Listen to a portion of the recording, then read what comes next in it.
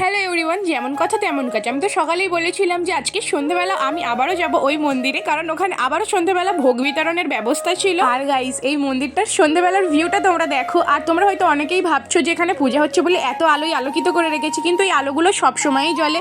মানে মন্দিরের এই যে আলোগুলো ধার দিয়ে জ্বলছে এবং ভিতরে যে আলোটা জ্বলছে, এগুলো সবসময়ই জ্বলে এখানে। আর গাইস, আমাদের পাড়ায় যদি তোমরা আসো, আমাদের পাড়া এবং আমাদের আশেপাশের পাড়াগুলো এরকম সুন্দর সুন্দর একটা করে মন্দির তোমরা দেখতেই পাবে। আর গাইস, মহাদেবকে তোমরা দেখো কতটা সুন্দর লাগছিল, তো মনে হচ্ছিল যেন স্বর্গ থেকে মহাদেব স্বয়ং এসে এখানে বসে পড়েছেন। মহাদেবকে তোমাদের কেমন লাগলো? আর মহাদেবের নামে আমার চ্যানেলটা সাবস্ক্রাইব করে দিয়ে একটা লাইক করে দিও। এই পাড়ায় শিবরাত্রির শিব পূজাতেও খরচা করে, কিন্তু গাইস এবছর নতুন মন্দির প্রতিষ্ঠায় এরা এত পরিমাণে খরচা করেছিল মন খুলে। ভগবানের নামে পয়সা দিলে গাইস, ভগবান কোনো না কোনো একদিক থেকে ঠিকই তোমাদের টাকাটা ফিরিয়ে দেবেন। আমার এই ভিডিওটা তোমরা প্রচুর প্রচুর পরিমাণে শেয়ার করে এবং সব মানুষকে এই মন্দিরে একবার করে আসার সুযোগ তোমরা করে দাও। সবাইকে জানিয়ে দাও এই মন্দির আর এই মহাদেবের কথা। আমি চাই তোমরা একবার হলেও আমাদের পাশের পাড়ার এই মহাদেবের মন্দিরটা দেখে যাও। আর এখানে সন্ধ্যার অনুষ্ঠানের জন্য স্টেজ করেছিল, আর ভোগে আমাদের কি কি দিয়েছিল সেটা তোমাদের দেখাই। আমাদের এই সন্ধ্যাবেলার ভোগে ছিল পায়েস, বাসন্তী পোলাও আর আলুর তরকারি। এখন আমি ভোগটা খাই, তোমাদের সাথে দেখা হবে অন্য ভিডিও। টাটা।